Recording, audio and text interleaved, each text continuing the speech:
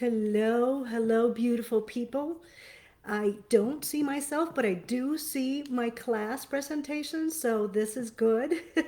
I'm hoping that you are now connecting into this new live video for the master class. Just was having technical moments of confusion. Let me know.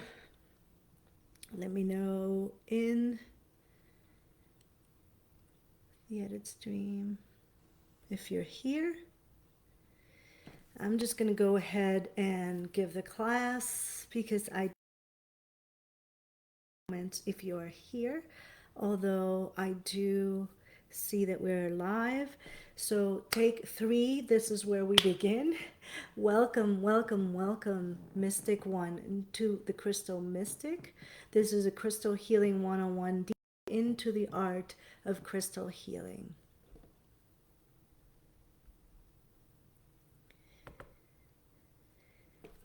I'm just going to take a moment to tell you a little bit about me. I consider myself a soul sister. I'm a certified crystal healer. I'm a Boricua crystal medicine woman, and that means that I come from the land of Borinquen, which was the original name of Puerto Rico, the island of Puerto Rico. So, registered world metaphysics practitioner. I am an energy healing teacher. Certify people and give mentorships in Usui, Crystal, and Shamanic Reiki. I'm also a Course in Miracles mentor, and I'm also a Red Road Moon Circle leader for women. I'm a spiritual life coach. I've helped many women come into their own power by teaching them and raising their mystic in them, becoming a light unto themselves. I'm also, because I have more than 26 years of editing, writing, professional writing, magazine, and advertising experience, I also help healers and coaches figure out their unique and sacred brand for their soul biz. So thank you everybody who is here. I'm just going to go ahead and continue with the presentation if it lets me. Okay, here's some crystals you inspired about crystals. Crystals are having a big, huge boom, and it's because having a spiritual boom. And they always oscillate with us in terms of popularity throughout history, depending on whether we're going more into the physicality or whether we're going more into the spirituality. And right now, a lot of us are going into our spirituality because the pendulum has swung the other way. Materialism is not giving us what we need. So there is a big, huge boom of spirituality when a lot of people start waking up. The crystals start waking up, and it's because our hearts start beating a lot more present, and they understand, oh my God, these humans are alive. And all of a sudden, the crystals start back to you. So here are some crystal quotes to get you into the crystalline wonder of it all. Nikola Tesla, which we all know was a genius when it came to energy and understanding light, and actually wanted to give us free energy for all. He would say, if you want to find the secrets of the universe, think in terms of energy, frequency, and vibration. Yes, and that is all that you need to know about crystal healing. It's about your consciousness, knowing the beating of your heart, that your geomagnetic beat pings with the energy of the crystal themselves. So here's an Arabian proverb. A turquoise offered by a loving hand carries with it happiness and good fortune. And I put this in here because a lot of there's lore and a lot of sayings and a lot of folklore around crystal healing. So I want you to, and it would be really good for you to start researching what kind of folklore around you there is for the rocks that are around you. Just start researching the rocks and the stones that the land that you are from and the land that you live now are producing, and start tuning into them, because this is how we start tuning into the earth itself. These are the crystals are alive, and this working with us spiritually raises the vibration of us, our lives, of feeling better and being in another state of being, but also connecting to the messengers of the earth as we open up to our psychic gifts. Ralph Waldo Emerson, who was like a total nature lover, he says any particular nature, a leaf, a drop, a crystal, a moment in time, is related to the whole and participates in the perfection of the whole. And this is how we do crystal healing, by affecting this crystal at this moment. This crystal also it's able to act as a bridge into the quantum realm to produce the manifestations and things that we want. And this is a quote from me, and because the stone people, which were what the Native Americans called the spirits within the rocks, they're the first to be here, and they will be the last to leave. The devas, which are the crystal devas, which is also another name for the spirits inside the rocks that work with us and work through the energy, shifting the energy in the astral so that it affects the physicality. The devas and the natural spirits of our crystals, they reconnect us with nature. They remember us, so it's all these parts of us disconnected, and we are coming together with them as if we were a crystal, as if we were reconnecting all the facets of ourselves. And in seeing them as mirrors, in allowing them to be our allies in the energy world, we are letting in like a plethora of opportunities for miracles to come in, for the light to come in as well. And they support you on your spiritual path, and they clarify your soul to be able to see like angels. I'm just going to check on the comments. Yeah. Okay, so you guys are there. Hey, hola, Glow. All right, I'm starting to see the comments. Please leave in your comments, your questions. I'm just gonna keep going with the class over here. And it responds, or maybe it's here. Okay. So this I had from another class. I want you to welcome all the crystal mystics that are here. I want you to leave in the comments, usually a Zoom call where I can see your faces, but right now I don't think that's happening. But please drop into the comments, even if you're watching in the replay, your name, your favorite crystal, and any anecdotes you have about crystals, because everybody has. If you're here, you've had some kind of a story with a crystal. And what attracts you to crystals? I'm going to be checking on those comments as I go on with the class. So please drop that in the comment. Your name, where you're from, your favorite crystal, any anecdotes that you have with the crystal, anything that and what attracts you to crystals. What is it about them? Like the magic, the sparkles, the wonder, so many good things. So here's a meditation, quick meditation that I'm going to do for you to connect with your crystal deva. The first thing that we need to do is drop into our heart. So let's call in all the energy that you have given away or left behind to return to you now. Whether you've given it away consciously or unconsciously, we're asking all of our energies to come in here now. And this can happen now or in the replay. We're going to go into a little meditation with a crystal. So I want you to grab your favorite crystal in your hand. We're going to do a little house tour, sort of a meditation to go in. I'm going to turn on the music for a little bit as I speak. I'll lower this.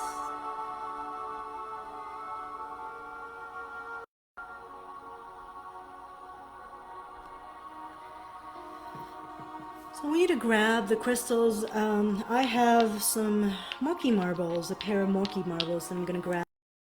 So please be open to receive and connect with your crystal devas, with the spirits that are in your favorite crystal.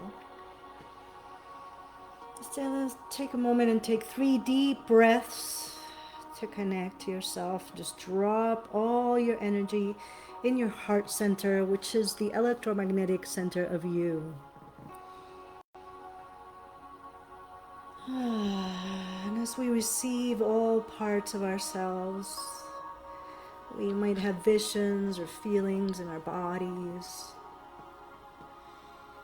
And calling in all the sacred directions, Mother Earth, Father Sky, the guardians of this universe, and our own hearts to be here now. Create a circle of light around us as we connect deeper with the spirits within the stones and our allies.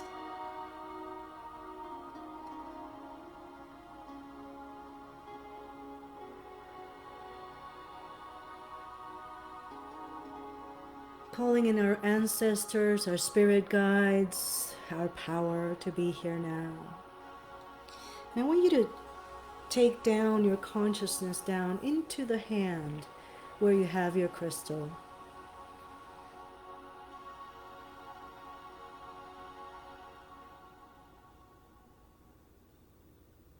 And let's just take deeper breaths to go deeper into the connection.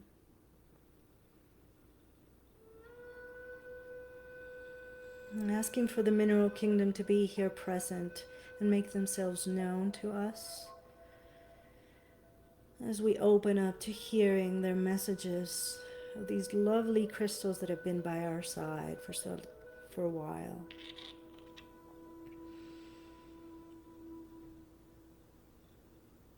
I'm just going to count to 10 backwards so that we go deeper into our mindset and we can connect further. 10, 9, 8, 7, 6, 5, 4, 3, 2, 1. There, we drop right in front of the door of your crystal. We're gonna go visit our crystal devas inside their crystal. Close your eyes, knock on the door, say hey, and then a being opens the door and welcomes you into their home. Who is this being? What does this crystal deva look like? You say hello and you ask its name. And you thank it for all the support and all the energetic support that it has given you through all the time that it has been with you. And you thank it for that moment when you chose it. The sparkle of it spoke to your soul. And you ask it to speak to you, to show you its house, to show you its way of being, to show you its structure, its home.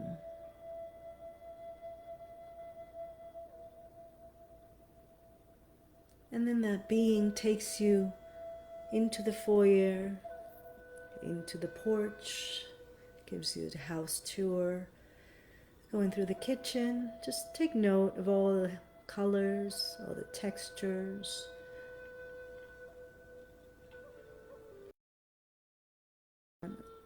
Stick out in your eye. Going through the kitchen, back to the backyard.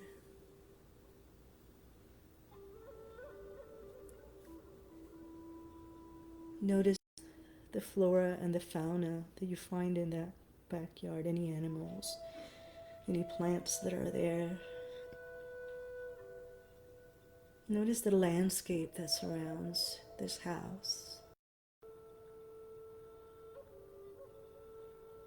And the crystal deva takes you up the staircase to the rooms and shows you all the rooms there are in that home. And each one of each one of those rooms has a word in front. What word is in front of the door that she or he is taking you into?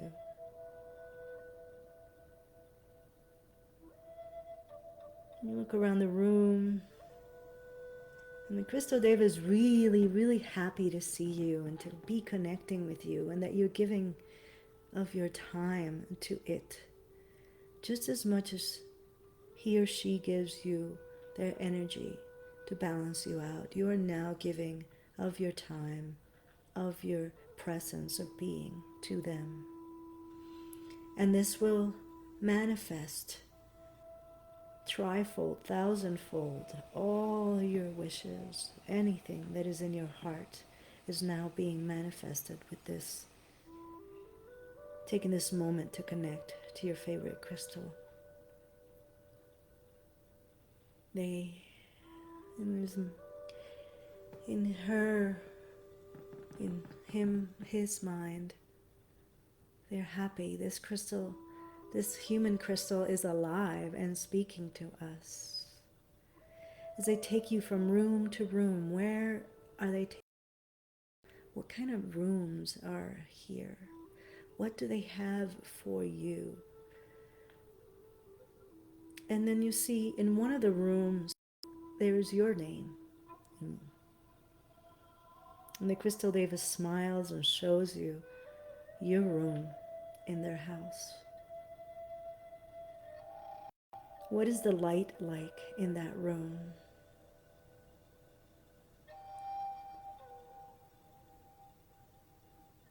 What are the colors? Is there anything that you'd like to change in here? You'd like to make known, let the Crystal Deva, and they'll change it for you. And you go out the back in the balcony and you see the landscape of you, this house. See all the gardens in the house. And then the Crystal Deva turns to you and gives you a gift. Thanks you for being a guest, an honored guest in their home, in their sanctuary, in their vibration. What is in your hands? What is the feeling? What is the vibration that comes from it?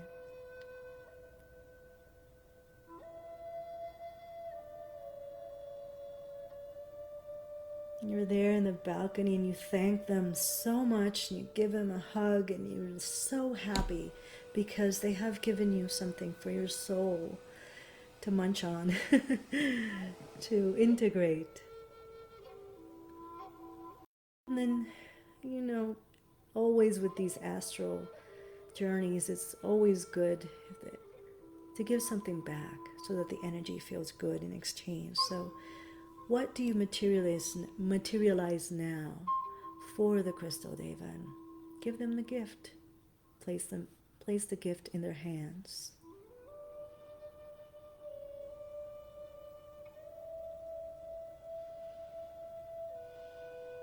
And as this exchange happens, you both look at each other in the eyes, straight in the eyes, with deep truth and deep reverence for each other, deep connection for the messages that this heart of the earth has for you, for your awakening.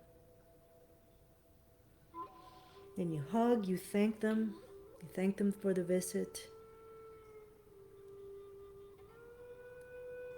You go down the stairs. You thank them again from the bottom of your heart. When you get to the entrance, and then you say goodbye to the Crystal Deva. And know that in that, always can go to that room in their home to be and connect with them and receive the messages from Mother Earth, because these are her beings, her messengers, because information is stored in bone and stone. We are bone, they are stone, and we resonate together.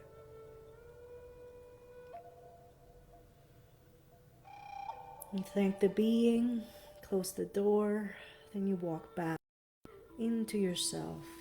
Call all energy that you have left there, willingly or unwillingly, And bring back with you your gift.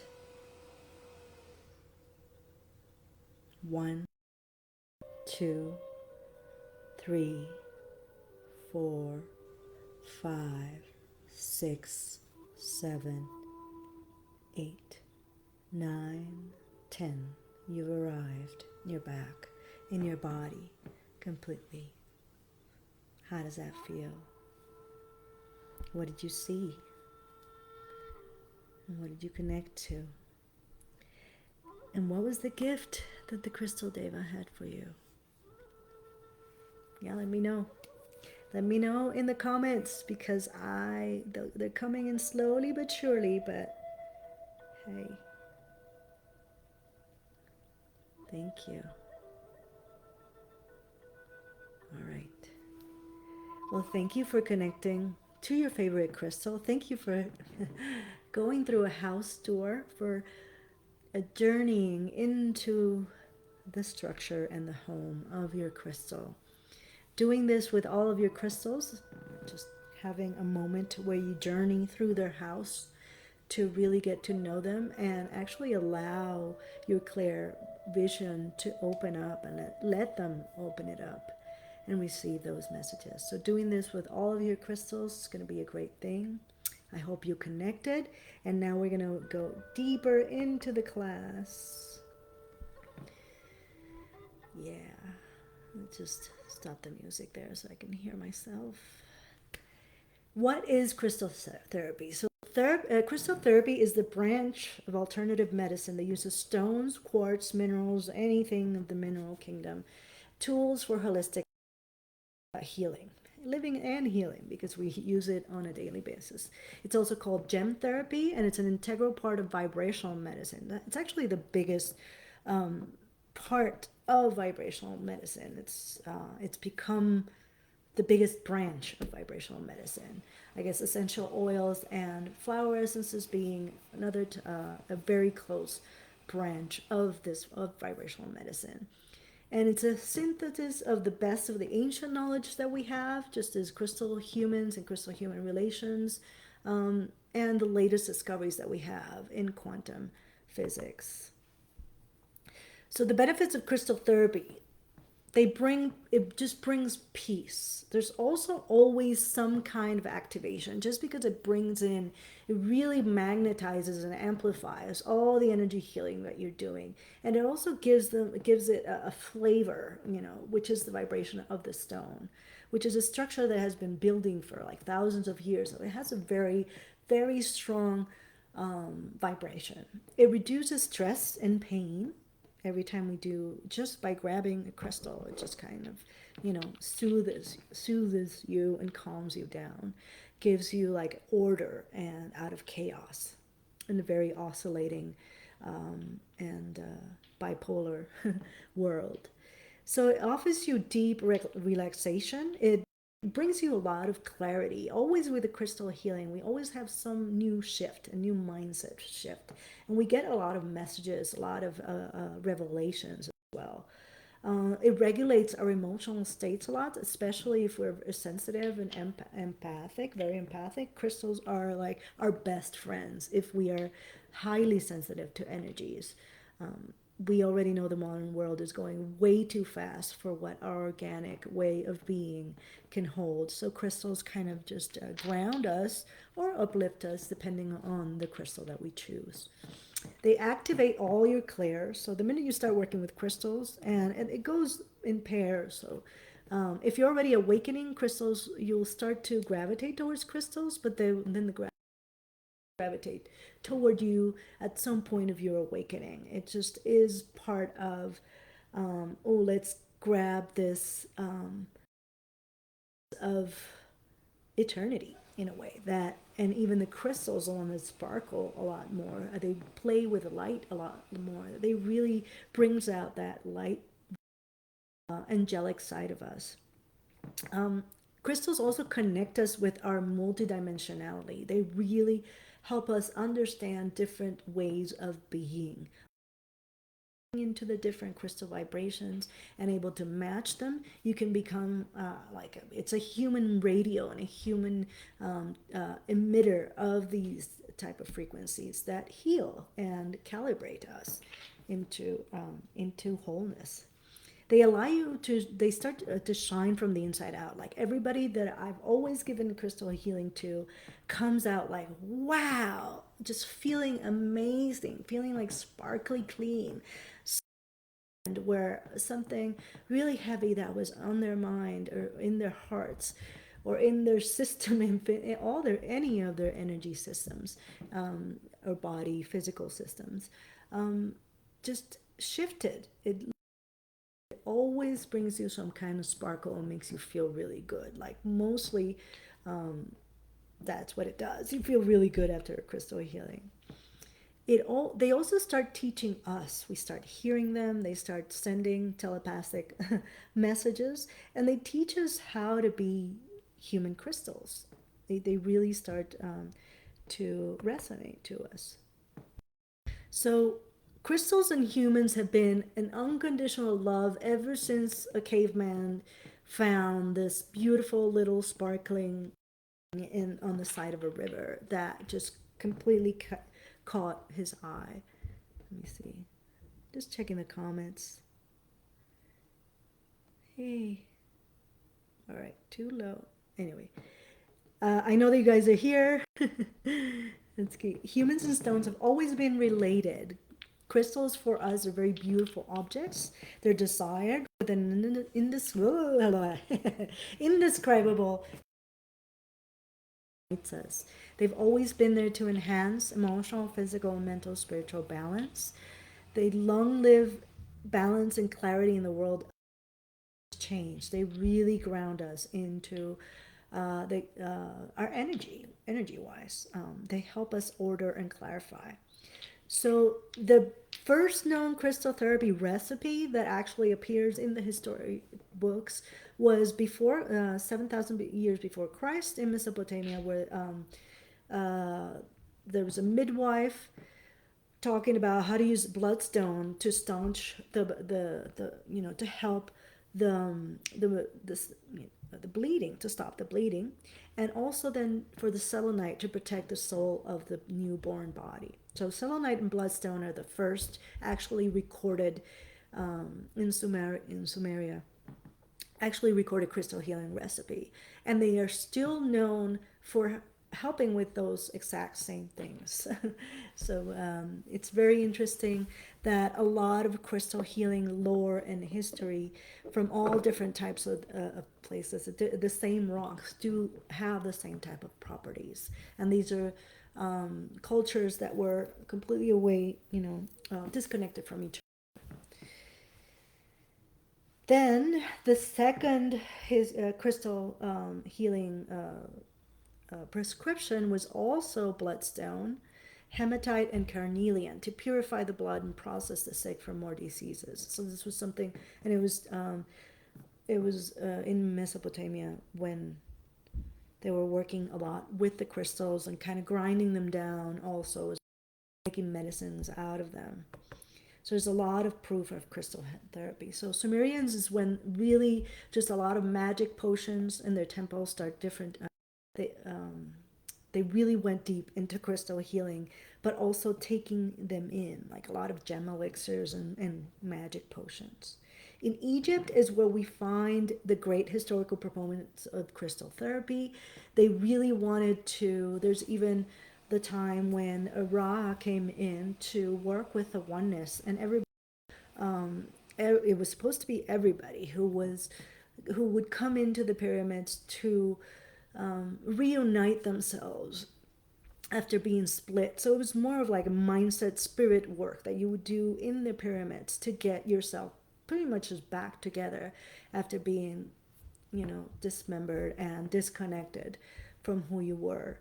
But that's they also left.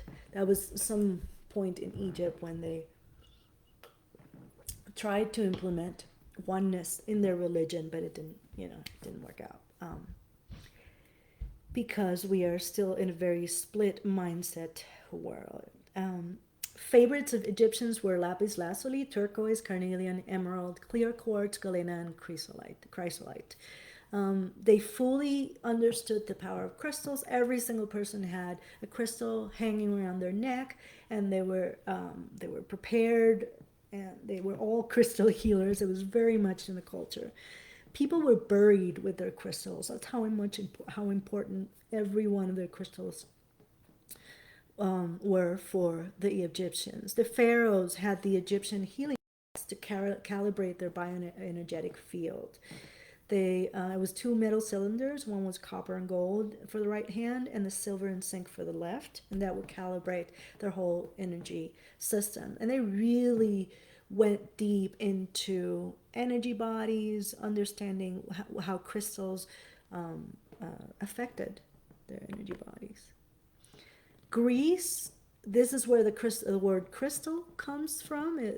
Greek krustallos, which means ice, since they really thought that quartz was petrified ice from the heavens. There was a lot of common use. Everybody had crystals, and a lot was written, even expounded upon the Sumerian practices about all the types of properties of each crystal.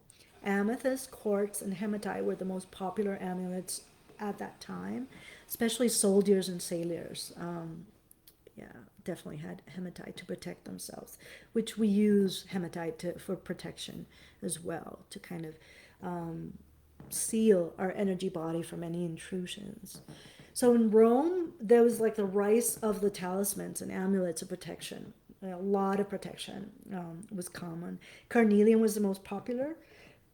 It was really to revitalize, and you know how Romans loved life force and energy and sex and passionate things. So carnelian was one of their favorites, and they used to put cabochons on rings at a time. They used to put like every single. They had lots of rings on their fingers, and each one was cut a different way, and depending what they wanted to attract, and each finger has had a correlation to a planet. So depending on the planet and what you wanted to manifest, you would have it on your rings on your hands, because the hands were your places of power. During this time, that's around the time when the value and the worth of different gems just skyrocketed and became fashion. When the valuable gems started become a thing of fashion and value and stature. So then the rare specimen trade started to begin during the Roman times. Opals were considered highly prized, just as they are today, because of their beauty and their sparkle. The Celtic tribes, the Druids, were specialists in nature, and each Druid had a type of worked with a different, an expert in a different type of nature, and one of them was becoming a crystal master. They worked a lot with smoky quartz because there was a lot up there, and that smoky quartz is very dear to the Celtic culture. In China, it was jade that was more important than gold. It was used in beauty tools and is still done. We still have a lot of beauty tools that come from to work with your face and with your body and massage your body in jade or rose quartz. There's jade was done like ancient coffins, like you were buried in a jade suit. The people who had the most, a lot of money were buried in jade suits. When you were getting married, a jade piece is even more important than the wedding ring. So having a really clear high jade is known for good fortune and life force energy for them. China was also Chinese, the Chinese medicine system worked with acupuncture, the energy healing systems. All the Chinese doctors had a master quartz point, a master clear quartz crystal. So they worked a lot with just clear quartz as well. Japan, this is where clear quartz balls were like started to come into fashion, I guess, into scrying. was a big thing in Japan. I'm just gonna check on the comments and see how you're doing. Hey, beautiful. No, don't worry. Hi, hello, everybody. We're here. I mean, I'm still going, so yay. I'm just all of a sudden so. So Japan was really all about quartz crystal balls. They really loved scrying. They also thought that this was to be able to scry into a crystal ball was also to be able to look into the heart of the dragon, look into the heart of the ego of the world. It was a symbol of power and wisdom, and yeah, quartz and quartz is a repository of chi garnet. Was they were also able to give us energy if we needed it, to replenish our own quartz system. In India, the Ayurveda medicine consists of crystals. They're integral tool to help emotional and spiritual imbalances in the human being. There's a lot of documentation of all the uses and properties in the Vedas. There was a lot of work with sapphires and jaspers, and the most popular is Shiva Lingam and Satyaloka quartz that you should check out from India. Native American tribes, the turquoise was the most used stone. It really resembled the sky on Earth.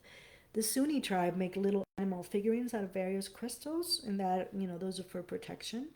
The Native American tribes, especially North American tribes, are very secretive about their use of crystals. They and very concerned about just their misuse, not understanding that they are live beings. Yeah, so how you use your crystals, it's a very big thing in Native American cultures. And the crystal power holds the mind of the earth in it. So you better be in alignment before you work with them. So they really, really leave that to the shamans. Yeah. So we already know that everything is energy, right? I'm sure I'm preaching to the choir, but knowing this to the bone and actually living this, it transforms your understanding of a Newtonian universe, like the 3D mindset, to an Einsteinian universe, which would be more like the 5D mindset, where everything is energy, and it is a truth their ancestors knew, and actually empower them to be co-creators with the earth, which is what we want to do with crystal healing. How do crystals work? So you have this, everything is energy, right? So in the quantum realm, that is where crystals come in to be like our super amazing allies, because they stabilize our energy field. Each crystal has a dominant oscillatory rhythm, a DOR, and its original frequency, and it's very strong and very stable. We are completely different. We are made of bone, water, spirit, fire, all sorts of stuff churning in our cell, and skin and bones and different. We have different vibrations that we're always having to modulate and calibrate constantly, whereas crystals just have one specific vibration that they keep, and they maintain it very strongly. So our chaotic vibration sort of gets stable the minute we put our crystal very close to us within our aura. They immediately start working and stabilizing the structure of the molecules, and they help us. The crystals have like the biggest in terms of organic things. They have the biggest resistance to entropy. Entropy is just our tendency for things in this world to decay. But crystals really withstand decay very well. Probably because they are built from a long time, slowly but surely, and they're very stable in their structure. but they can also hold a lot, because they're so stable in their structure, they can hold a lot more information and dimensions and entries into dimension and portals and different things that they can hold and activate, folding them within them, um, and then just kind of awakened by us, which are the ones who are kind of pinging back and forth with them and calibrating our energy to their stability and to their frequency. And this is basically how they work with resonance. So crystals create a high level of influence on the frequency of the place or the person working in their energy field. So we calibrate to them, to their stability and to their order. And that's when we start seeing things from a different perspective and not being swept on so many emotional things that they can take our mind or our emotions all over the place. They also create electricity, and they carry a high level of information. And the reason why I'm speaking to you here right now is because a silicon quartz chip that is carrying this information straight, through the ethers back to you. So we're all pinging back and forth with silicon chips, and it is the era of the crystal knowledge. So it's what we get with crystals is the knowledge, but it's a knowledge that it's pinged from within, and they really love and arrange themselves to your energetic anatomy, which this is taken from Cindy Dale's book, but this is pretty much what a healthy human energy body looks like. You know, you can check them out later. I can post this presentation later, and you can check them out. But basically, you have all these layers of yourself where input comes in and out. When you introduce a crystal, it affects and it clears. It's like the easiest way to clear and affect any holes, any tears in the aura, any holes that you might have, any like entities in the astral, because we are multidimensional beings. We're not, there's a lot more to us, and that multidimensional that is running us behind our physicality, and this is it, the energetic anatomy. When you get into crystals, you get into your energetic anatomy, because this is how you become a crystal from the inside out. So resonance is how crystals work with us. In electronics, the electric resonance is the phenomenon that occurs when a natural frequency of a circuit coincides with the frequency of external excitation. So something out there activates the circuit to start. Who are excite the crystal into piezo, into bio electricity, like resonance with the crystals. It's our heart that's the one that looking for that energy and pinging back and forth to see what it is, because we're constantly figuring ourselves out by pinging and discerning energy. Even we do this naturally. It's our natural way of checking the energy, whether I should expand here or whether I should contract in this situation. We're doing it constantly. But when we're bringing in crystals, when you go into the mystic, when you let yourself expand and go into different ways of beings and feeling different things, and bringing in order also into areas of your life for you to next level. In vibrational medicine, so in electromagnetism, it refers to the nuclear magnetic resonance, a technology that's used in chemistry and medicine. But in it refers to two energetic bodies vibrating at the same bioelectric magnetic frequency. And pretty much it's like when you're working with a crystal, it's usually about 15 to 20 minutes of working with any grid or any crystal that you have on top, that just kind of does some kind of click, and you already know. It's like a feeling, and it is in your bones, because a lot of the bones are the crystals in our own body, where we feel that the crystal has done its thing, and we already calibrated to their frequency, and they did their job. They did what they needed for us to come back into balance. So it's all about energetic resonance.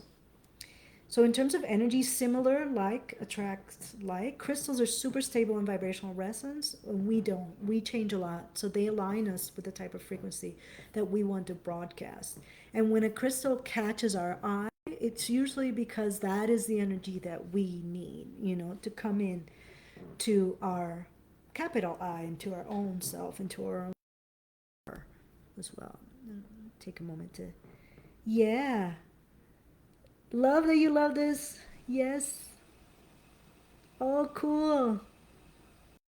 Yes, awesome information. It is awesome information, and I want to make sure that we all get it because this is like we need more people awake and working with the crystals themselves, not so much looking out there for new ways of being. Let's look at what we have here right now.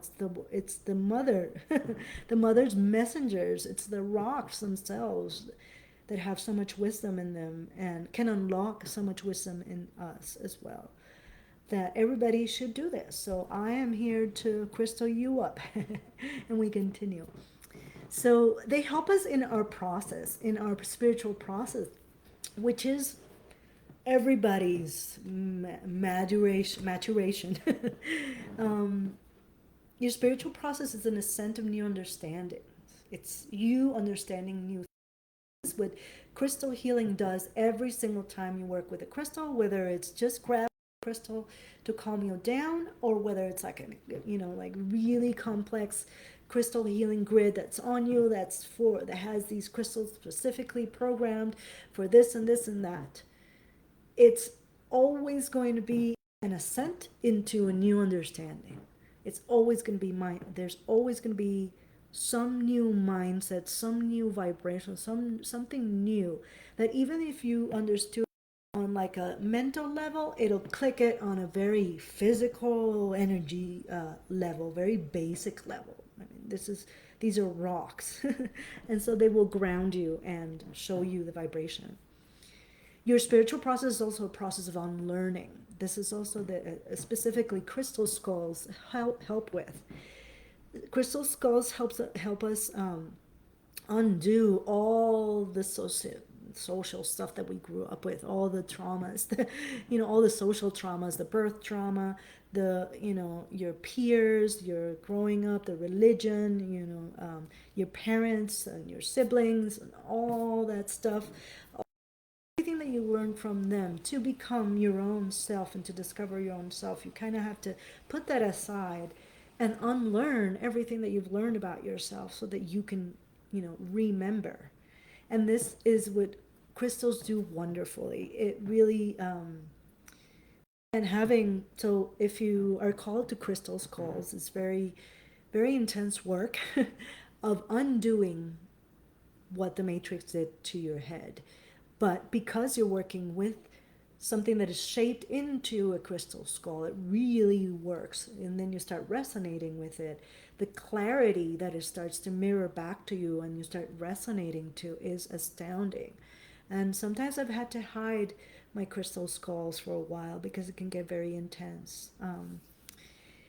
Actually, I'm being called to a malachite one, so I don't know if. Let me know in the comments if you're called to working with crystal skulls, because I think the ultimate unlearning and the ultimate also shamanic initiation into crystal healing.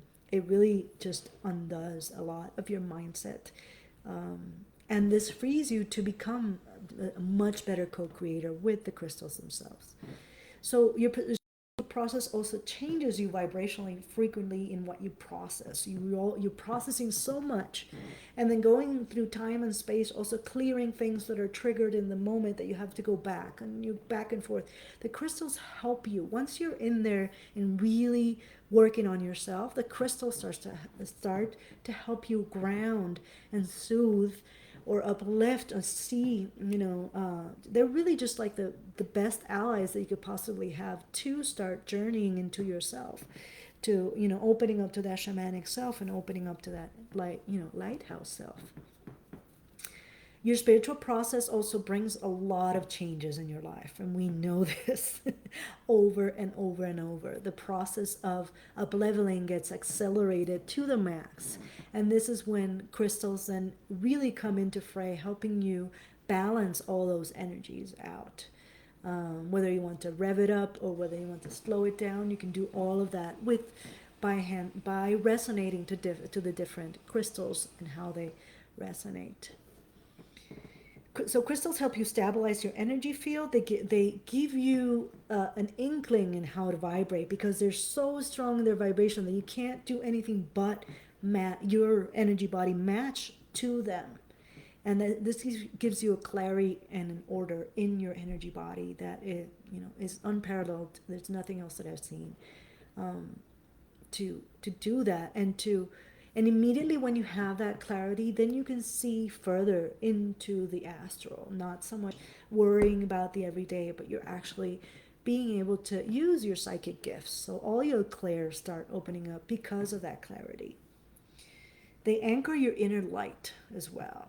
Them mirroring, especially when you work with very shiny ones, mirroring all that light to you, it does something to your eye, to the way that you see the world. They really anchor the wonder in us. They modulate your psychic perception as well. So you can, and way of vibrating as well. They keep you vibrating high. That's another thing. Just having crystals around you keeps you vibrating high a lot of the time. Even if you don't know what to, how to work with them, just having them around your home, only the beauty of themselves can spark different aha moments in you. They support your emotional sanity. I think a lot of empaths and a lot of healers and a lot of people who are called to do this vibrational work, it's just like the crystals become their buddies, and they help you modulate everything that's running through you, because you're not just working for yourself and healing yourself, you're also healing others at this point. So they help you clear, they help you ground, they help you do the things that you need to do as well in the astral without you having to do it with your own energy. They do it themselves. So they also help us leave a little bit of the miracle to them, to the earth, to the mother, to all these other entities that are working with them. So you don't have to do everything yourself. I mean, you're channeling the light and the life force, but then the crystals do all the magnifying work and the work through the astral so that things come into being. And they really are magnetized and stirred up by your heart, the energy in your heart. Let me just check the comments again. You've been working with black tourmaline, smoky quartz, obsidian. Whoa, those are strong. Yeah, moldavite is really strong. Get some yeah, you've been working with really grounding, protective stones. And moldavite is the total opposite. It's one of the highest vibrating stones, and it's like putting the the metal to the pedal to the metal, in terms of vibrational, just your process. How fast your process is. So I would say go slow with moldavite. And yeah, use black tourmaline when you're working with moldavite. So here are 5 ways to choose crystals. Intuition, which is the most important. The first one that you your hand went to grab, or the first one that you caught your eye, that caught your eye. That's the most important. That's usually the one that wants to work with you first. Trust that first, impulse, because that comes from another place that is not you thinking about, oh, what is this crystal about, or what I should be doing, or any type of logic. And we want crystals to help us with the part that is not about logic but about the miracle, because that's where they jam and that's where they become the allies. You can also choose them if you don't know any of the crystal properties. You can choose them by resonance. If you know the color of the chakra, of what you're working with the color of the chakra, then choose the color of the crystal of that chakra to work with. You can also look up references, which I love Crystal Vaults. It's one of my favorite, sites to go and check out. But also the Book of Stones is kind of like the crystal healing Bible for most of us certified crystal healers. So Check that out. That and the Crystal Bible by Judy Hall. Anything by Judy Hall is A plus. So definitely check her out. I love her. Um, she's a crystal expert from the UK, and she is amazing. Um, you can also molecular structure. This is advanced crystal therapy, and it's a whole different science that kind of came from Germany. And I teach this in my crystal healing mentorships and certifications. You can also, depending on the deficiency that you're having in the body, you can use the mineral type. So if you know about chemistry and you know about minerals in the body, you can definitely choose a mineral that has that type of mineral. For example, lepidolite has a lot of lithium, so I use it a lot for any mental, lowering mental stress, or just kind of chilling out. Also for pain, it's really good for any physical pain that's coming up that you don't know where it's coming from. Lepidolite is a good one. So here are the basic crystals that I would tell. Every expert has different crystals that they work with, and that's okay, and you will have your own. At the beginning, of course, kind of stick to one person that you like. Of course, me if you like me. And these are the basic crystals that I would say for somebody to get. Selenite for clearing. It's very much, it's like itself. And it also charges all the other crystals. So if you want to have a selenite slab where you can place all your crystals at night, or them, or get them back into their dominant oscillatory rate. Black tourmaline is another basic for crystal healing. It's the grounder. It's the protector.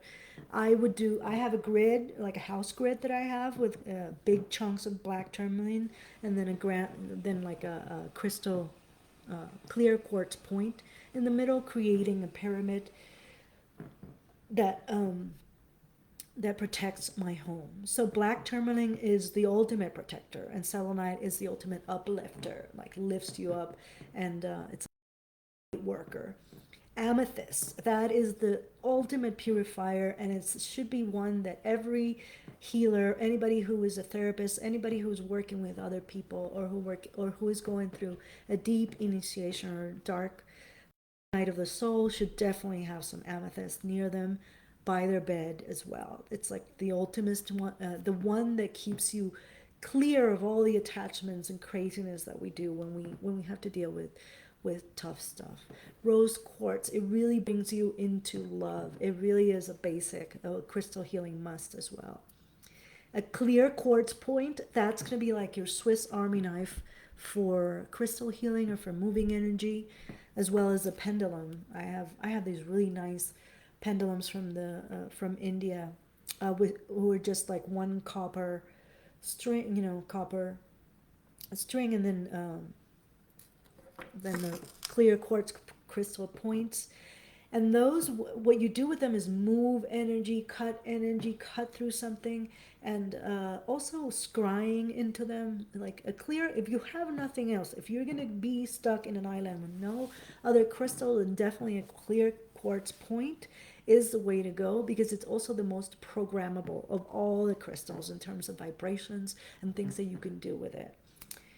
Red jasper, that's like the supreme nurture, and for root anything that brings up any fear, obligation, or guilt, red jasper. Start rubbing some red jasper. Citrine, it brings you back into your power and really brings up your confidence and feeling good. So that's another basic crystal that you should have in your kit. Amazonite, when you're speaking in public, when you have to speak your truth, when you have to have those difficult conversations, definitely grab some Amazonite. Blue apatite is made of the same crystals that are in our pineal gland, and it's a type of calcite that are in our bones. So it really opens up our clairs. It works with our pineal gland and our senses, because the one thing that crystals do the most is really open up your inner senses. You'll be called, when you are called to them, you are called to develop your inner psychic senses and to go deeper into the messages for your own path, spiritual path, and your mission, your purpose here. Carnelian is like the ultimate sacral stone. It really is the fire of, it's like life force, and it's for vitality, for passion, for sexual relationships, any sexual stuff that's going on, your womb as well. Having also some calcite, especially I have some honey calcite for my solar when I don't, when I start doubting myself, feeling insecure, when my digestion is off, definitely have honey calcite. But calcite comes in all colors, so it's up to you which one feels good. But calcite really, because we have a lot of calcite in our bones, they feel really soothing, and especially if you're very nervous, any type of blue calcite, I would say get some blue calcite to soothe your energy. Pyrite is it's also called the fool's gold. It's a wealth attractor. It really is super shiny. It also helps. It's a protector against accidents, and so if you work hard work, or if your husband works construction or places or runs, does a lot of physical sports, a little piece of pyrite in their pocket would be a good idea. Lepidolite is one of my favorite as well when the stress or panic attacks come up. It has a lot of lithium. It's definitely third eye, crown chakra stone that you can just rub. I have a little rubbing stone that I have. Also have some slices in the store as well. Bloodstone is amazing for when illness starts, and you want to restore the blood back into its optimum vibration. Smoky quartz is like the ultimate vacuum cleaner.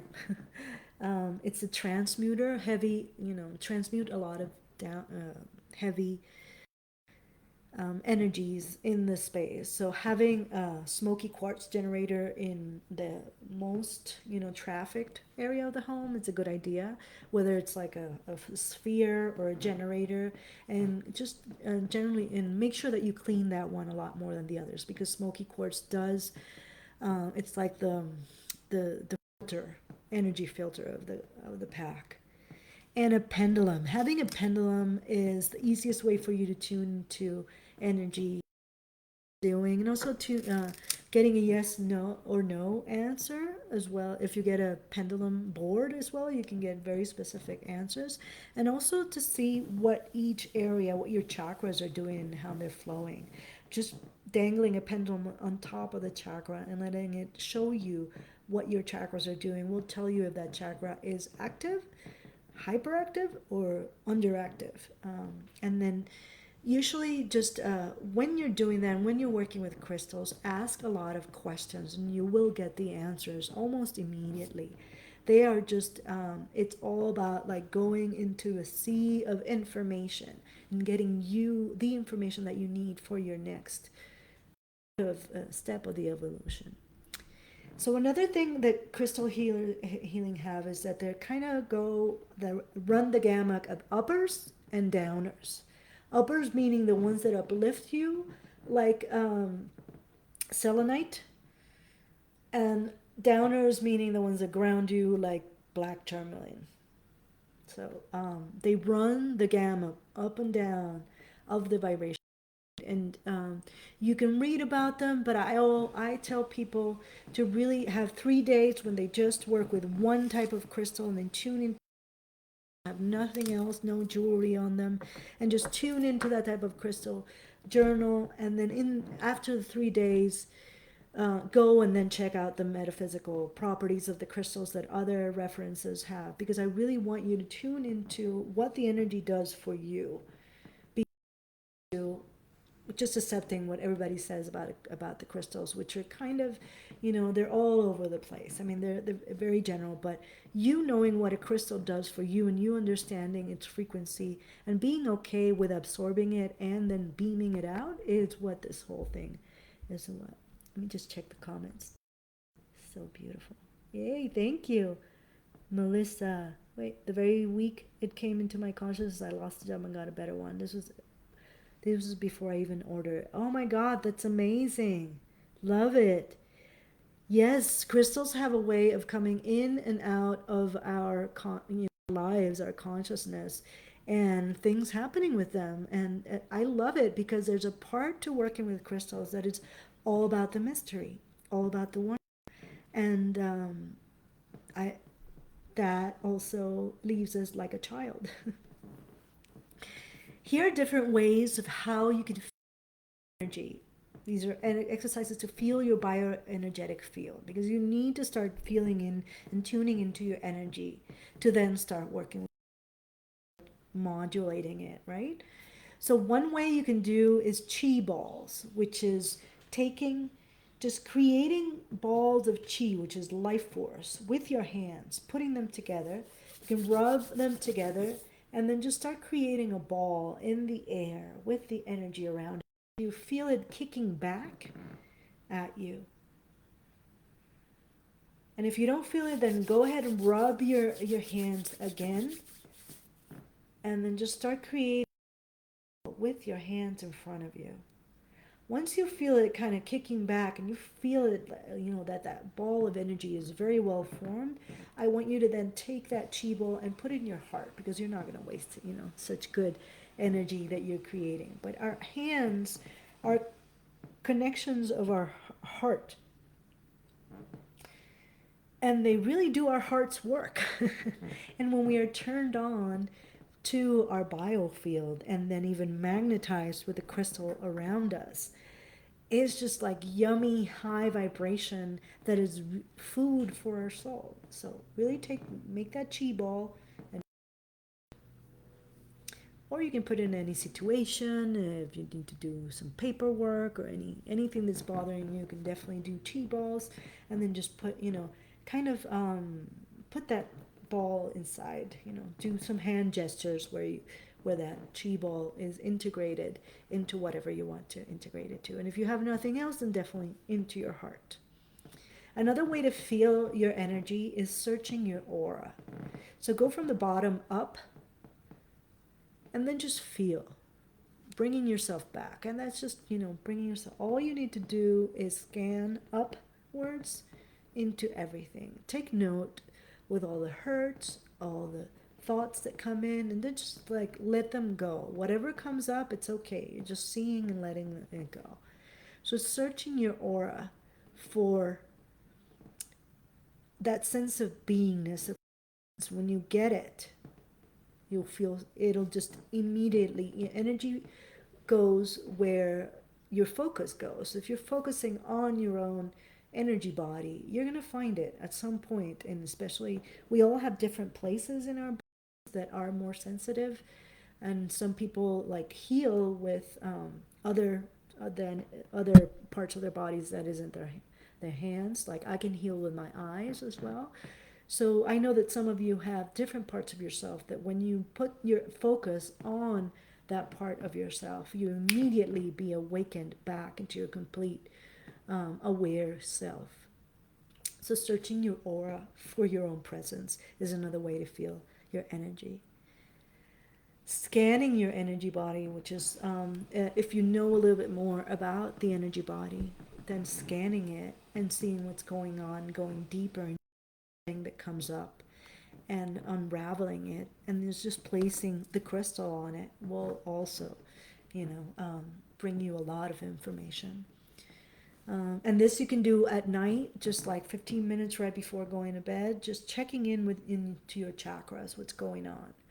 And just grab the crystal that you are called to and place it in the area as you go up from the ground up. It's better with crystal healing, it's better to ground yourself first and then go up. Waking up your nadis is basically rubbing your hands. There's a lot of nadis in there, a lot of nodes.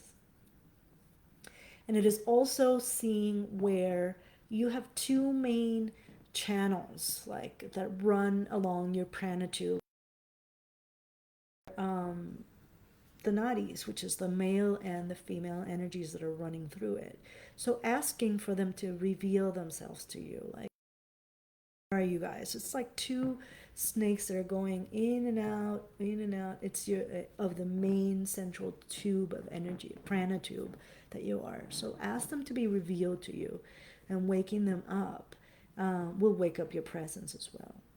Another way to feel the energy, if you don't even know where to start, is what I said earlier, to do 3 days with your quartz. Just have nothing else on except, let's say you're going to work 3 days with citrine. So you can have one citrine, and then the next day you can work with other types of citrine. Just wear nothing and connect to nothing but citrine around you. Even sleep with it as well. And journal, see the things that catch your eye, that are different, that are happening, and the feelings and sensations that are different from before. And then on the third day, go ahead and research their metaphysical properties online. But this will, and then have a day where you do no crystals, and then start another 3 day, um, 3 day spiel with your quartz or with your new crystal to get into tune with them. This will really deepen your relationship with your crystals, and not just be something that you read about and you go like, oh, okay, yeah, and not, work with it. Yes, Teajo, there's so much more that we even know with crystal healing. There is a big, huge part that we are still researching and that we're still working on, and that each crystal expert kind of goes into their own understanding, going beyond the last person who researched this. So it's a very big, expansive field that they don't really want us to go into because, yeah, the powers that be don't want us empowered, but we are doing it anyway. How to connect to the crystal devas inside the glass, the crystal, no glass. You meditate with them, sleeping with them, because during sleep we are, our logic body is pretty much just out of the logical body, is out of the way. Sleeping with them will get them, like our subconscious to start working with them and working with the information that they are here to provide to us. Observing them, just looking at them and really going, looking for the rainbows and going deeper into what the light, how the light plays with it. It will activate a lot of a lot of aha moments. Definitely observation, light work with them, and scrying into them will open up your clairs like nothing else. Speaking to them telepathically, like they're your pet rocks. It's like, this is total, like, high class pet, mystical pet rock um, thing. So speaking to them will get them to speak to you back as well. Clean, clear, charge, and program your crystals. So you can, the cleaning is obviously the physical cleaning of them. The clearing is the energetic part. The charging of them is if you want to infuse them with like any type of moon energy or storm energy or any type of other energy from nature, so that it like supercharges them. And to program them is pretty much just kind of let them know what your intentions are. And the programming is you putting an intention into them. Um, so to clean, you can use water. Check that your mineral can hold water. It usually likes cold running water. Zero, no salt unless it's quartz and it's like super, salt is super high vibrational. No soap. Clean with a soft toothbrush if necessary, and baking soda just in case if you have to like get some dirt off of the. You can use soft fabric for delicate stones, and in terms of clearing them, you can use water, the moon, sun, the earth, brown rice to ground them if you need. That's to clear them as well. Selenite, a big chunk of selenite. Or just like place them around them in a grid, or just place them on a selenite slab. Sound healing, that's the one that you can use for all of them to clear them. You can have something that pings really high. I have a crystal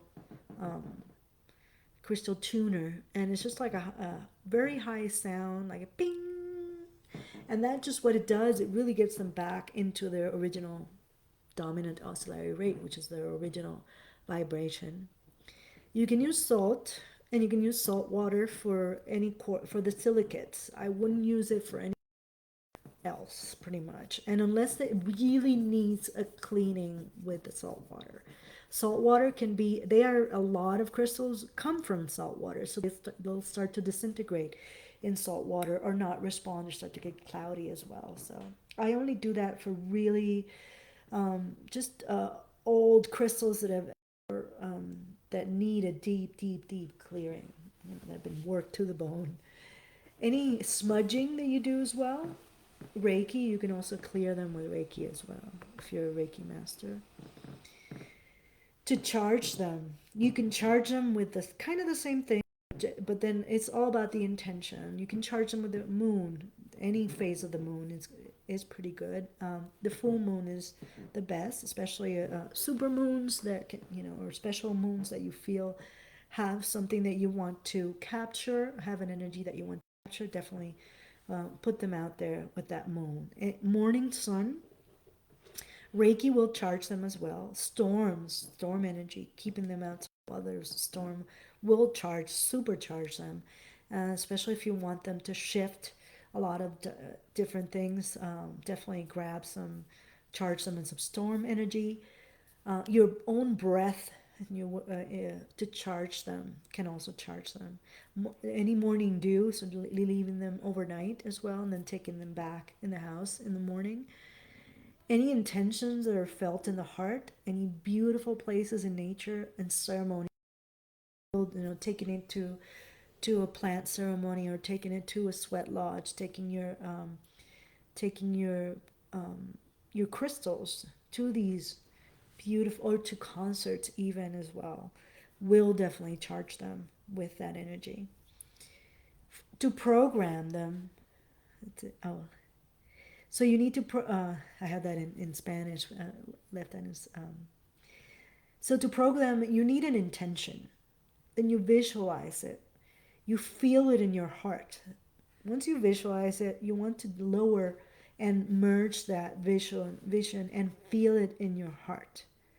Once you feel that energetic, that it's all, the vision has been charged with your, desire, then you beam that kind of ball of desire and energy that you have in your heart and intention into the crystal. That is pretty much the programming of it. You then, by at that point, you let go of control of the outcome as well, and you always thank the crystal that you're working with. See, they're not just like things that you can, chips that you can change and reprogram and do. They're actual beings that have their own kingdom and their own way of speaking and being as well. So let them teach you on the way and be an honor. Even if you can't feel it, honor that they are alive and they are part of our planet and that they are beings that are helping us. So always, always finish by thanking the crystal for the works, for your intentions, for the help that it's doing for you. And then you just keep feeding that vision into the crystal grid, whether it's just one crystal that you're programming with it, are you rubbing it every day, or whether it's like a crystal grid where you have very set intentions as well. You just keep feeding it like at least once a week, kind of checking in to see how that's going and to see if the crystals need something from you as well. Yes, breath, we are very powerful and we activate crystals in a very beautiful way, and our own breath is definitely activates us. So I'm going to go quickly around the chakras.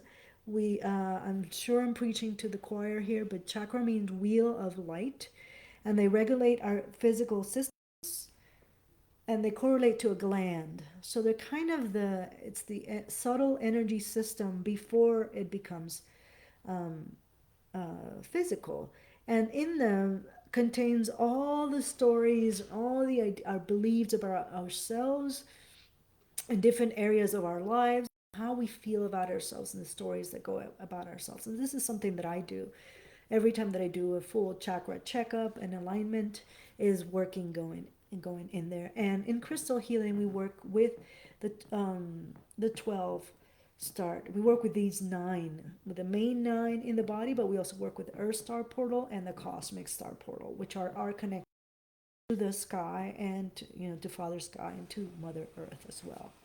So the Cosmic Star is about 3 feet up above the, and it's your cosmos, is where the nexus and all the ideas and the subtle energy body of your cosmic connection to the whole is there. So, and your star family, Akashic records, all that stuff is in there.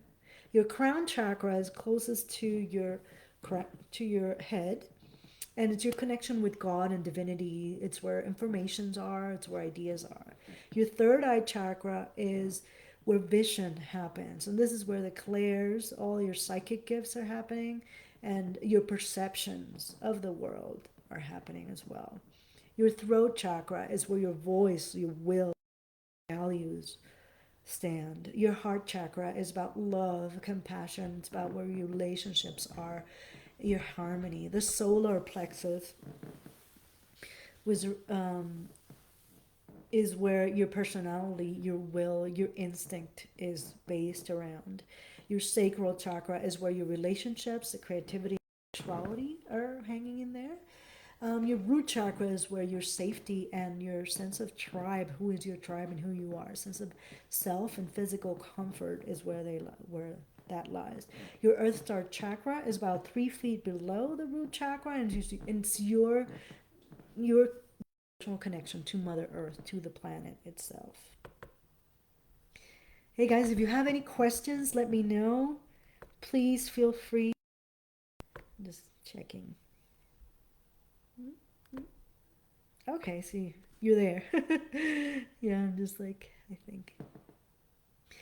So, what is this whole thing about chakra balancing? When I say balancing your chakras is to ensure that all the energy vortexes, so you have a whole bunch of different, just like our physical human anatomy, we have a whole bunch of different energy in the energetic anatomy. We have all these different nexuses and points where energy runs or doesn't run as well. And when I speak about making sure that the energy vortex, the main chakras, where all the main stories of you and the content of who you are, they're running, they're flowing smoothly, and in unison, not too slow or not too activated, and that each one is, taking care of its own, not, sucking from another chakra, or like one chakra is doing all the job for all the chakras. We really want to balance out all areas of our lives. I mean, this is what we came here to do. Unless we have these balanced out, we're not going to get out of the earth system. So this is, they can be balanced all at once, or you can have an intensive session with just one at a time, where you go deep into one. I offer both as well if you're interested. So it's done from the bottom up, and we check whether it's a weak chakra, whether it's blocked or it's closed off, it just hasn't opened up yet, or it's blocked or some trauma kind of, shut it down. I also check if it's the flow. I check I go in there and check the sounds, the visions, the colors, the air. I also check how, because that tells me about the energy and how it's flowing inside there. Also, the speed with which it's spinning. If a chakra is activated, it'll definitely be flashing and doing all sorts of different things to what with its light. Once you notice the changes in your chakras, you can do different things to change the energy in them. And the most effective to balance our chakras is crystal therapy, because they're so quick at like fixing your energy back into what it needs in that area. And it's also because of the colors and because of their light work, it's so easy to work with your energy body with them. And they also anchor in the chakras themselves, which sometimes we can feel totally disconnected to. And Check it in. Yeah. All right. Oh, these are, yeah, that's my chakra balancing kit.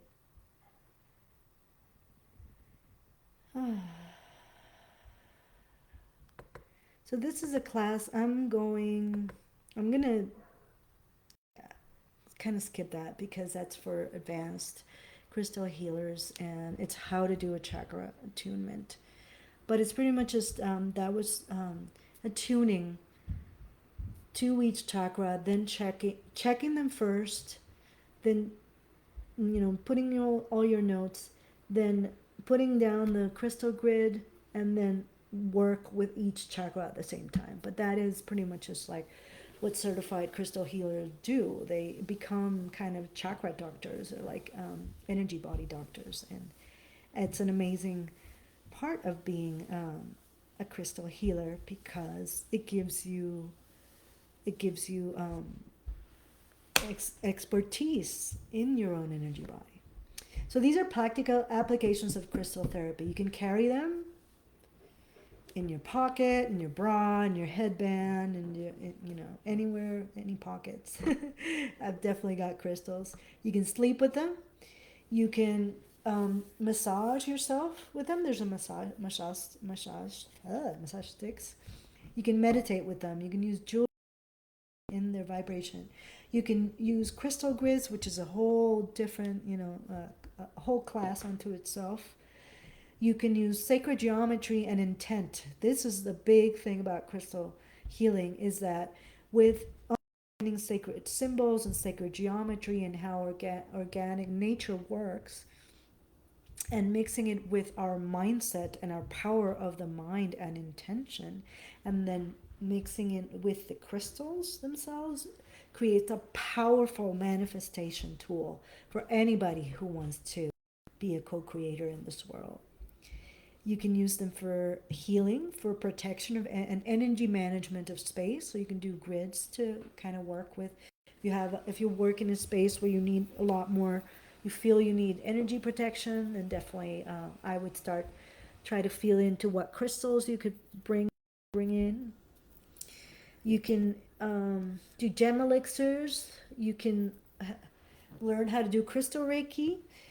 I have a crystal shaman mentorship online that if you're interested in.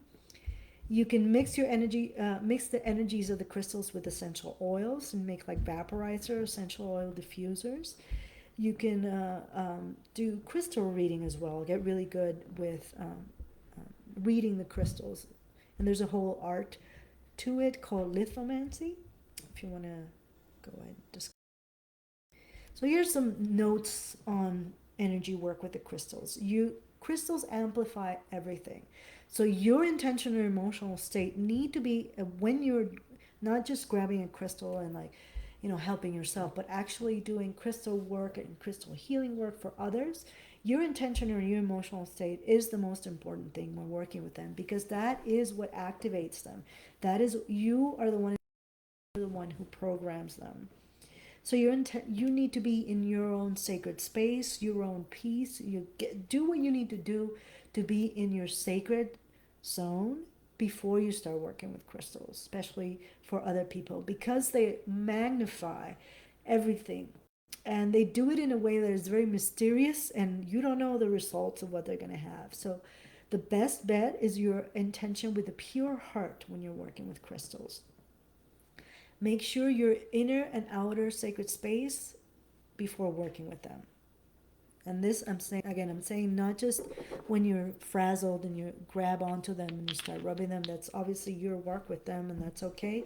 This is when you start to do crystal grids that have very specific manifestations and intentions in place. Honor them for the living beings that they are. Your best bet is to see them as little rock plants.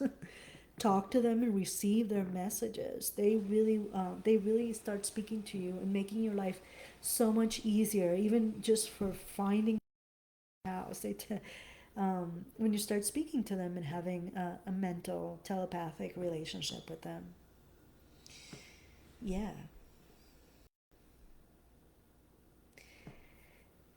And I want to tell, so we are coming to the end of our masterclass. So any questions that you have, please type them in the comments. I want to tell you a little bit about my online programs that I have at the moment. I have a spot for one crystal deva, which is one-on-one, and we're gonna work. And this is like deep spiritual life coaching where we work with yourself. We do chakra balancing, rebirthing, breath work.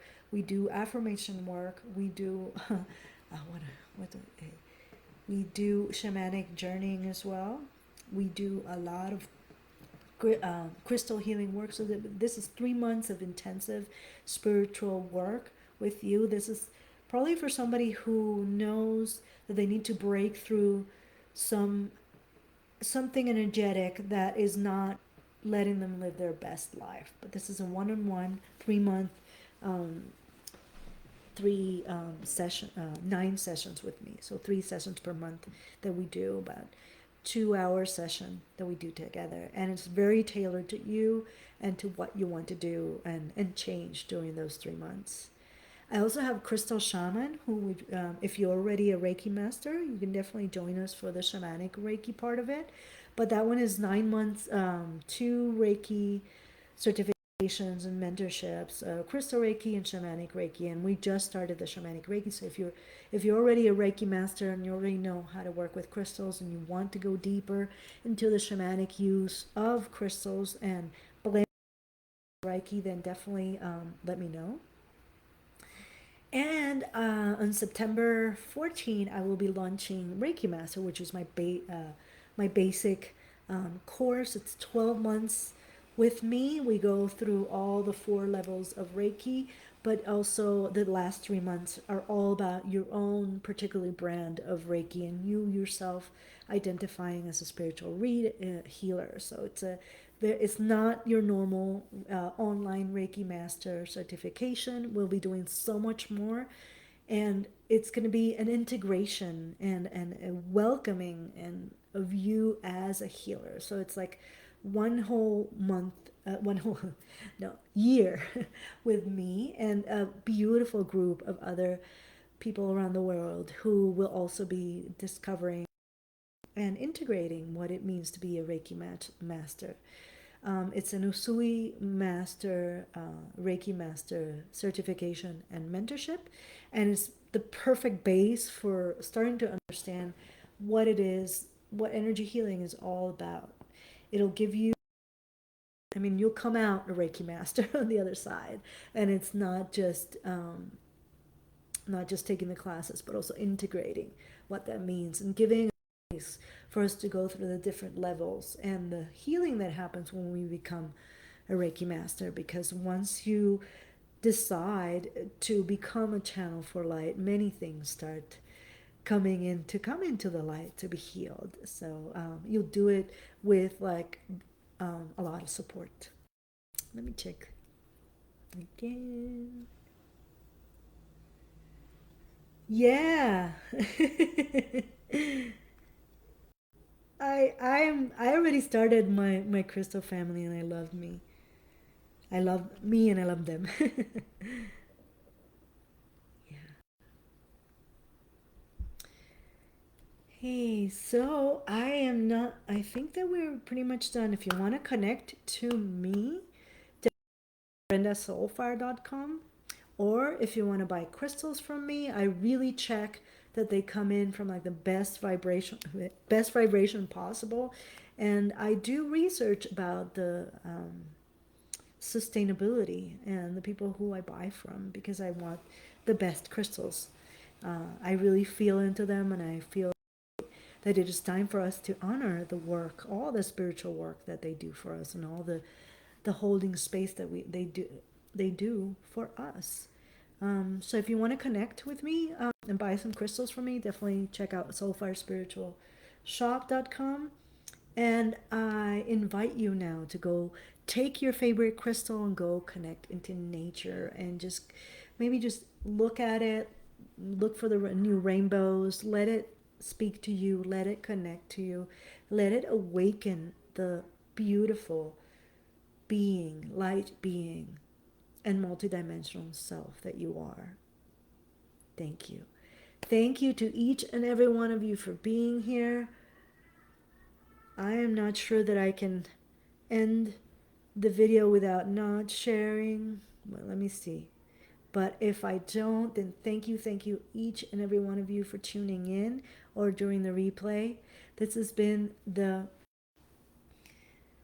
Crystal Healing 101 Masterclass for Magdalene Summit. Magdalene Rising Summit, our book that just launched in paperback. And before I let go, I want to read from my chapter from you, which I have right in front. Just a little snippet from my chapter. And it says, "You are the Magdalene. The Magdalene is you. She is the base, the archetype for the crystalline female. She is the parameter we now stand on to build our own identity as a spiritual human, a crystal human. Because she has been so maligned, misunderstood, feared, and reframed, and still sees you like the Christ did, she also fits perfectly as a model for you to base your relationships on a more conscious level. She carries the knowledge of the oneness and uses forgiveness as a master eraser, just like Christ did. She speaks of a give and take that is free of the fog, fear, obligation, or guilt.